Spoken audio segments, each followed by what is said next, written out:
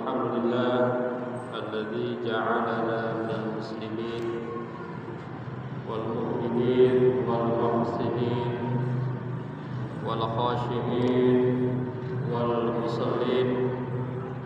أشهد أن لا إله إلا الله وحده لا شريك له وأشهد أن محمدا عبده ورسوله لا نبي بعده. اللهم صل وسلم على هذا النبي الكريم محمد وعلى آله وأصحابه أجمعين.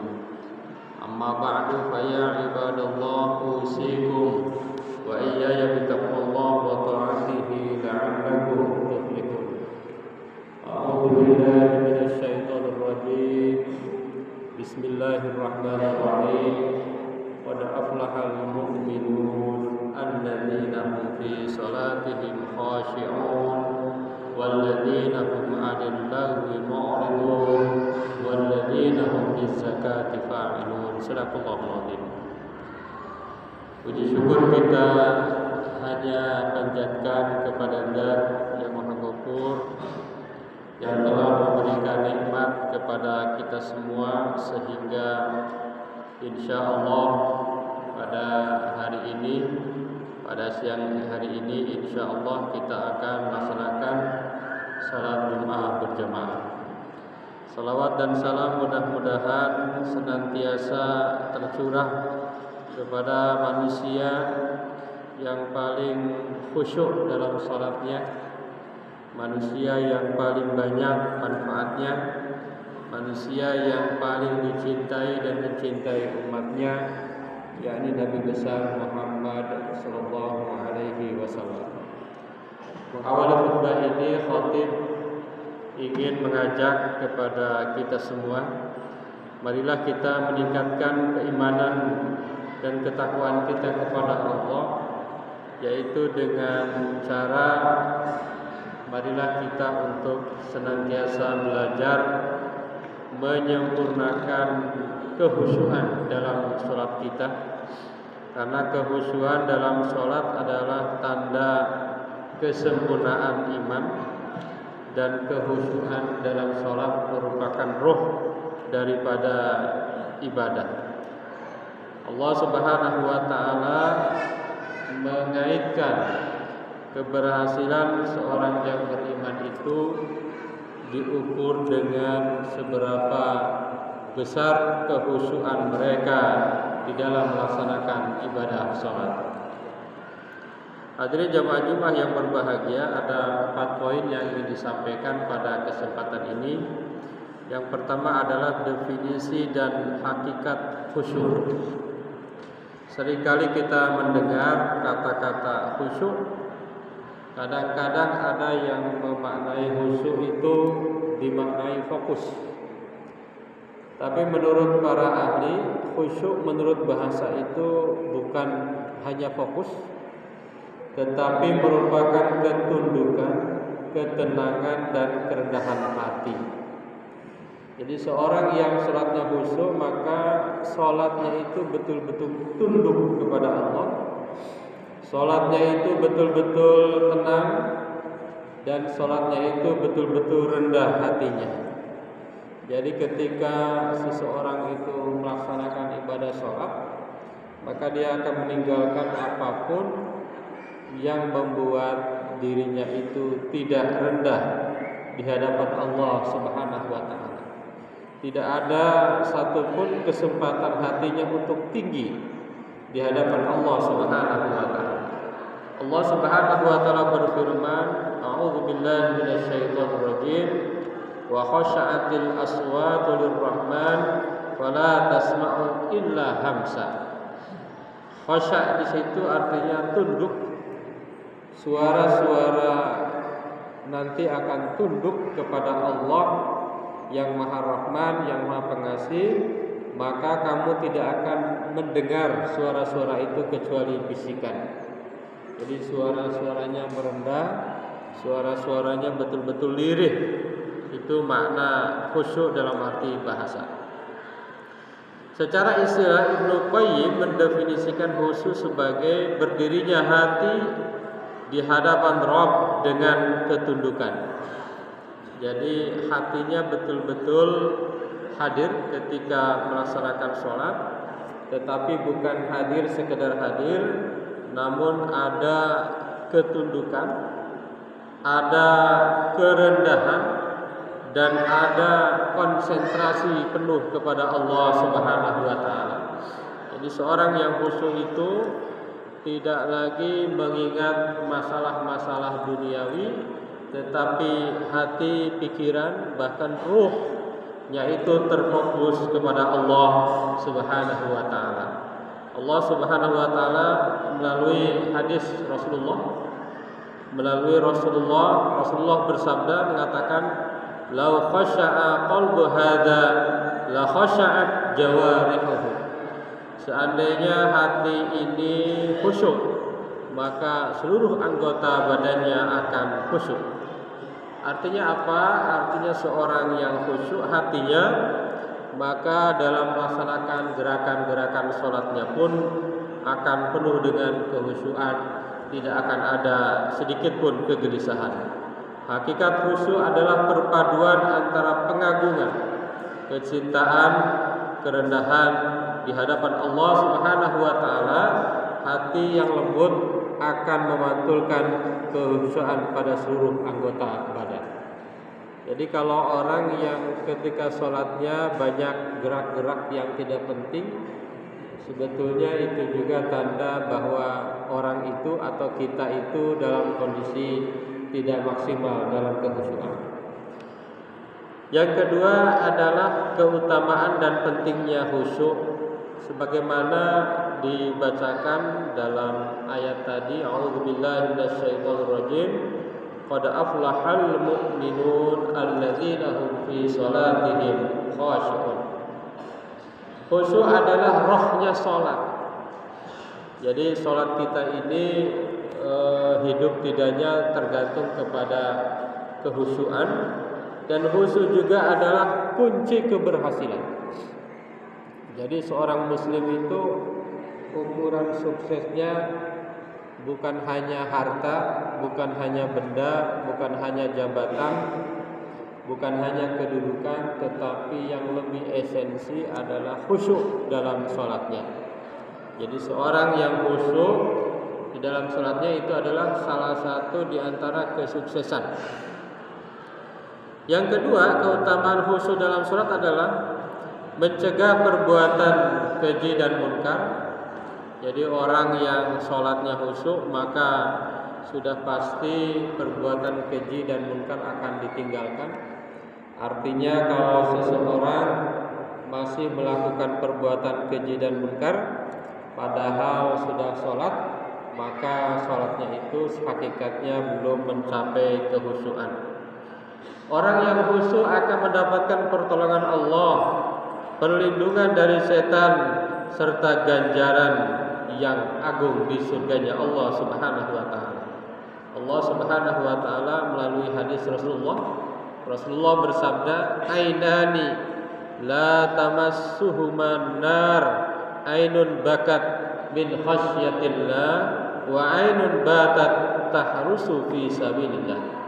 Ada dua mata yang tidak akan disentuh api neraka.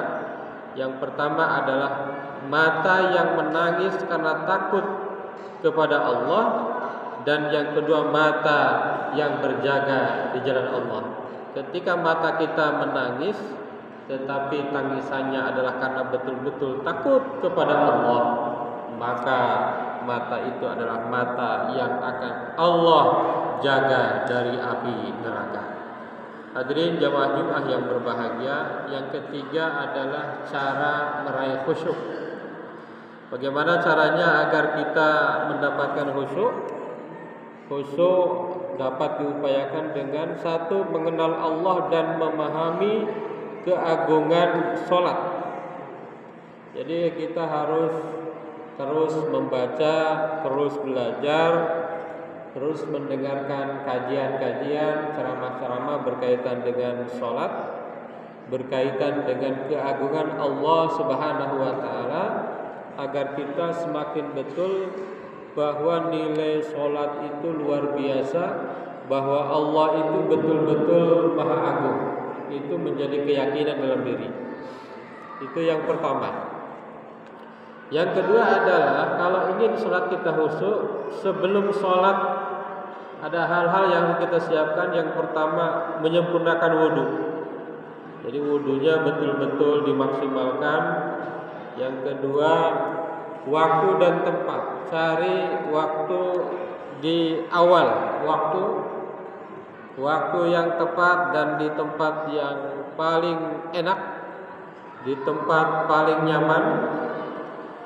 Jauhi gangguan, jangan sampai kita sholat tetapi di tempat-tempat mungkin saja yang berisik, di tempat-tempat yang banyak kebisingan. Yang ketiga, hadirkan kesadaran akan kematian. Hadirkan kesadaran dalam diri kita, jangan-jangan adalah sholat yang terakhir, serta melaksanakan sholat berjamaah bagi laki-laki. Ini lebih utama dibanding dengan sholat tidak berjamaah, yaitu 27 derajat. Yang ketiga, ketika melaksanakan sholat, hadirkan hati.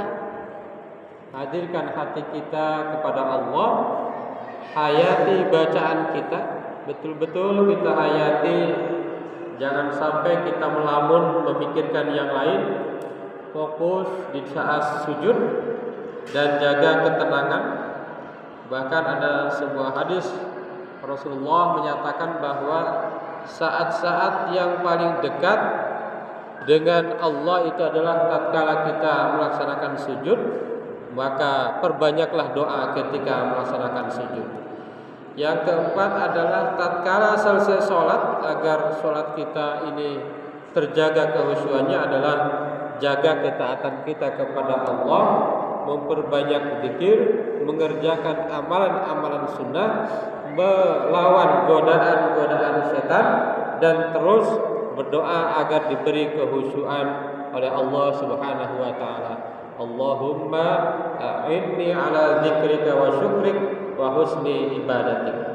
Hadirin jamaah Jumat yang berbahagia, yang keempat adalah hukum sholat tanpa khusyuk dan tingkatan orang dalam sholat.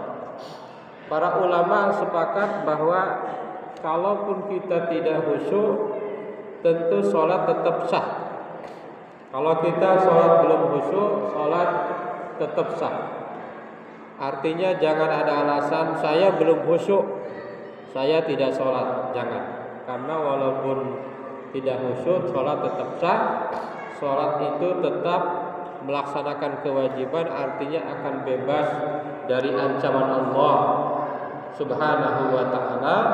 Namun menurut para ulama, misalnya Ibnu Abbas radhiyallahu anhu pernah mengatakan bahwa khusyuk itu berbanding dengan pahala. Jadi kalau kita pahalanya ingin banyak, pahalanya ingin tinggi, maka kita harus betul-betul memperhatikan kekhusyukan kita. Ibnu Abbas tadi menyatakan bahwa laisa laka min sholatika illa ma aqalta minha. Salatmu itu tidaklah kecuali sebanding dengan bagaimana tingkat kekhusyuan Anda. Hadirin jamaah Jumat yang berbahagia, ada sebuah pantun berbahasa Arab, fi salatil khashi'ina nuru yasfi'u qulubuhum li rabbihim tahsha'u wa tahda'u man talabal qurba minar rahmani khasyatan wajadal hayata fid dunya wa yadma'u. Dalam sholat orang khusyuk, cahaya terpancar. Jadi orang yang ketika sholatnya itu khusyuk, maka akan memancarkan cahaya.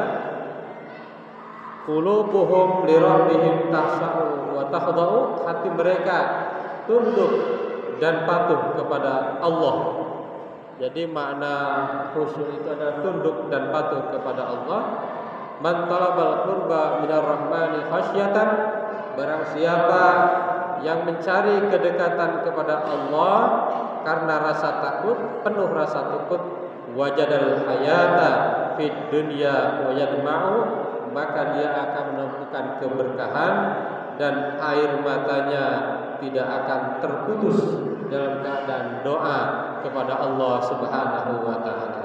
Hadirin jamaah Jumat yang berbahagia, mudah-mudahan kita semua senantiasa belajar untuk terus sholat kita semakin berkualitas, sholat kita semakin khusyuk kepada Allah Subhanahu wa taala, karena dengan sholat khusyuk maka pahala dan keutamaan akan kita dapatkan. Barakallahu li wa lakum fil Qur'anil azim wa nafa'ana wa iyyakum bima fihi min ayati wa dzikril hakim. Aqulu qouli hadza astaghfirullahal azim.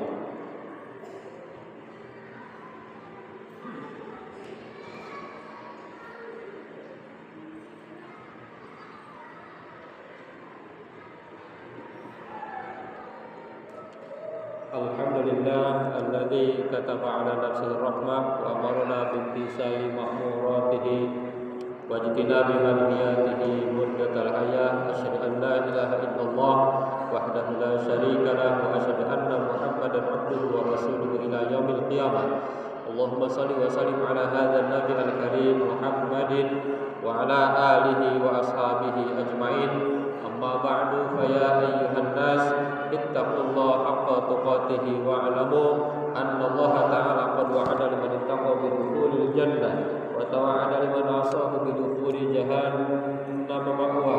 Inna Allah wa malaikatahu yusalluna 'alan nabi ya ayyuhalladzina amanu sallu 'alaihi wa sallimu taslima. Wardallahu ma'al jami'i sahabatil qarabatil rasulillahi ajma'in. Amin ya Allah ya rabbal alamin.